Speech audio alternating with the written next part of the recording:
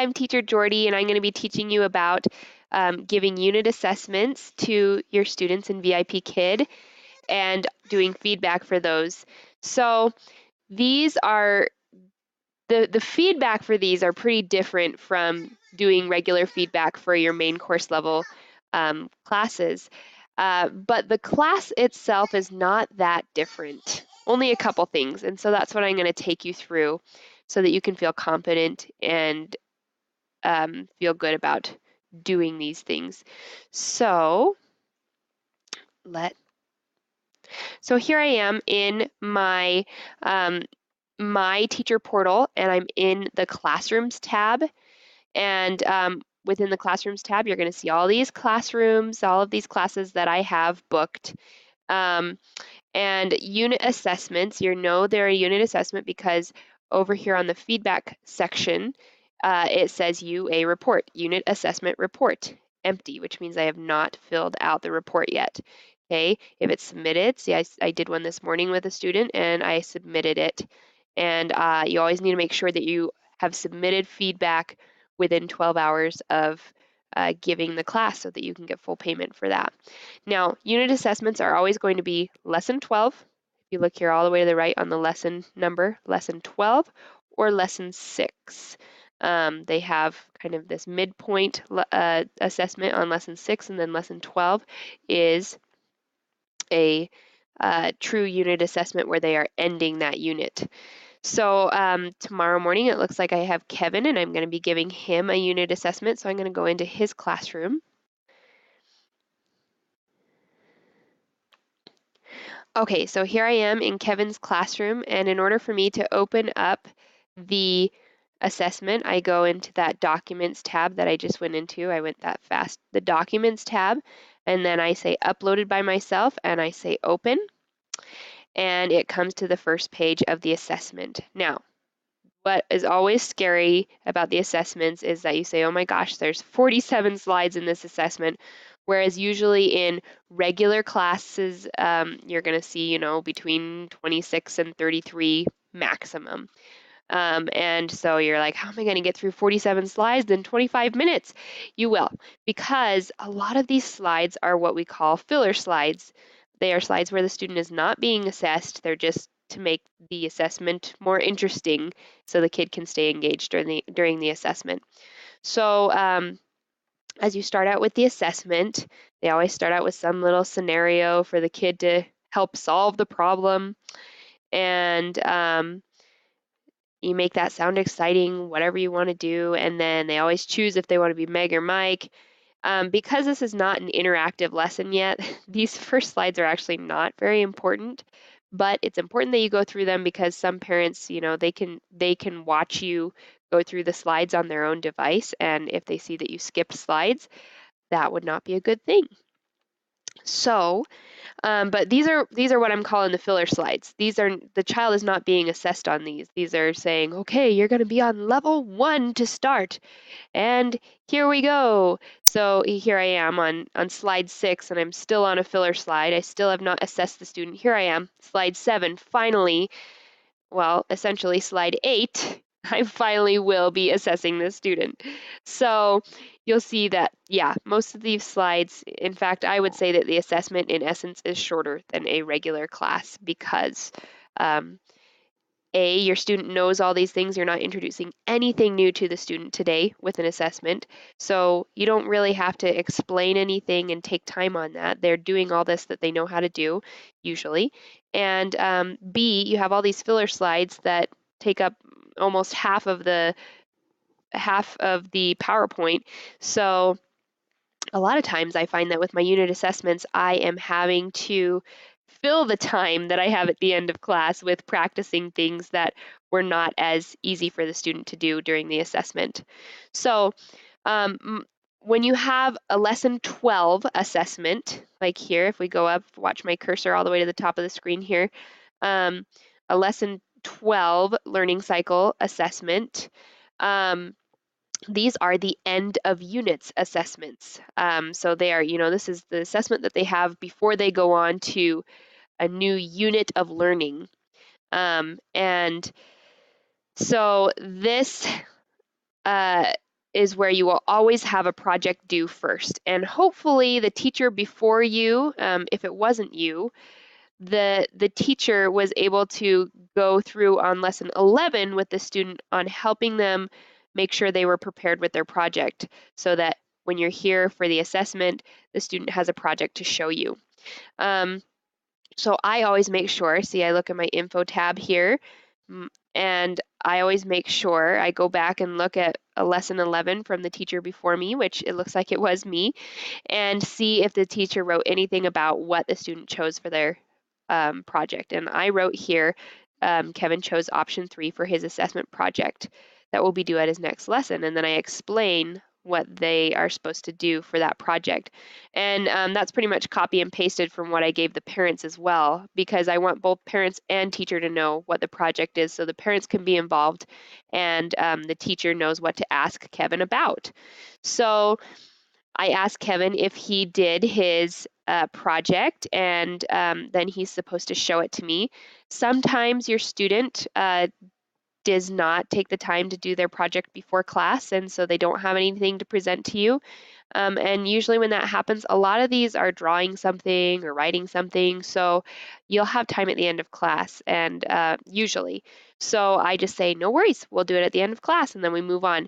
But otherwise, they do this, and then I assess them on it while they're giving me this project. So I will show what I like to do. I always have a 3x5 card that I've prepared the night before.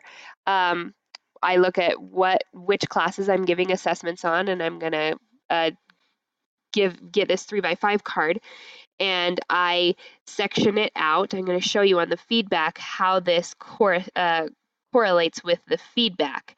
Okay, so here's my project presentation. On the feedback, I'll show you, but it's number 1 and number 2. And so let's go there. So I'm going to go to the feedback tab here where it says add feedback. So I do this the night before, where I go into the classroom and I look at the feedback.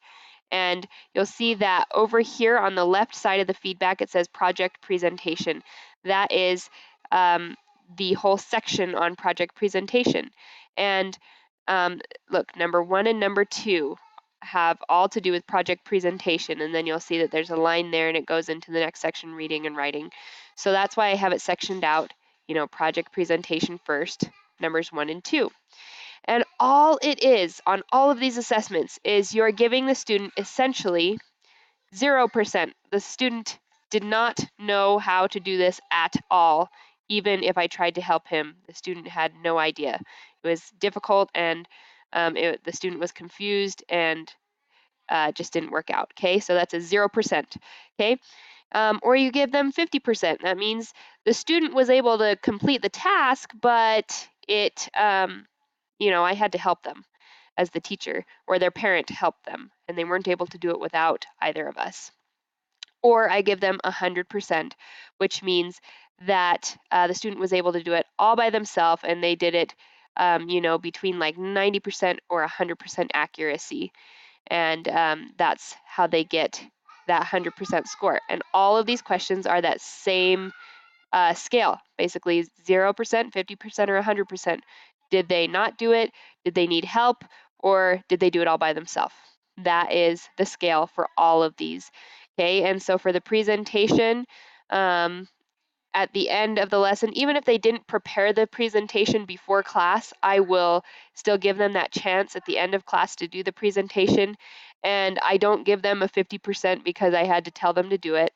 No, if they do the presentation at the end of class and they know how to do it, when I explain to them what they're supposed to do, and they're able to do it very quickly and then explain it to me, they still get 100% from me. And then you'll remember on my 3x5 card, I had a second section mapped out. This reading and writing portion, I start on number 3 and I went to number 7. That's what it is on the feedback. So you'll see from number 3 to number 7 is the reading and writing portion, and each slide, so I'll go there and show you, but I give them the 0, 50, or 100 on each of those questions. And I'm not doing this on the feedback during the class. I'm doing this on my 3x5 card, writing down 0, half, or check mark. For me, that's how I do it. And that just means, do I give them a 0%, a 50%, or 100% on that particular question, so that I can just plug it in when I'm done with class. So I'm going to exit out of that. And so as we get into another filler slide, another filler slide, another filler slide, here is number 3. This is on slide 12, but it is a number 3 question. It is the third question I am asking the student. And this is the third question on the assessment. So each slide is the question. This is the number 4 question. It is the next slide. So if the student's able to do this all by themselves, then I write 100% on that number 3. I had to help the student with this one, so I have to write 50% on this one. The student had no idea how to do this one when I explained it to them, and I even tried to help them, but they still were very confused, so I give them 0%. Okay, so that's how this goes all the way until I get to question number 7, which was the last slide, and here's another filler slide. So that means I'm going to a new section. During these filler slides, I'm giving a star. I can't do it before class, but I'm giving a star. I'm giving my own reward that I like to give the child to help keep them going. Those kinds of things that I use for these filler slides. Then this is going to be number 8 of the questions on the feedback, which is a new section, and it will be math, okay? And so it's all the same all the way through here. And at the end, everything is tallied by the computer. You don't have to do this yourself. It will tally it up and give the child a score. And then I write my regular feedback here. Feedback for Kevin, blah, blah, blah, blah, blah. Okay, and for those of you who are my referrals, I gave you a document on kind of the feedback that I like to plug in all the time. I use that same daily feedback for lessons, and I put it right into this assessment and say that I was also assessing your child on these things. And I can give a little bit more specific feedback that way. And then when I am done with the assessment, I save it, and it gives me this note, your progress is saved, and I say, okay, great. Or if it's past 30 minutes of the class time, then I am allowed to submit it once it's complete. And then it'll have a little thing that says submitted. And I always take a screenshot of it. Screenshots are so important with this job. And you want to make sure that you're covering yourself with screenshots all the time. Always taking one screenshot of the class when your student has arrived, one screenshot of you arriving in your classroom, one screenshot of the feedback once you've submitted it. You know, so basically when I'm in a class, I am when I'm in a class, I am taking probably about 5 screenshots per class and just keeping them in a folder until I get my paycheck and everything looks good to me, that nothing is marked that I haven't given feedback, or that, you know, I've had a teacher issue or something and I have the proof that no, I didn't. I taught the class and everything went just fine. Or no, the student never showed up. I was there, but I have a screenshot of it. And so screenshots are really important. Anyways, that is the unit assessment. They're actually not very scary. And I think you're going to do great on them. So no worries. And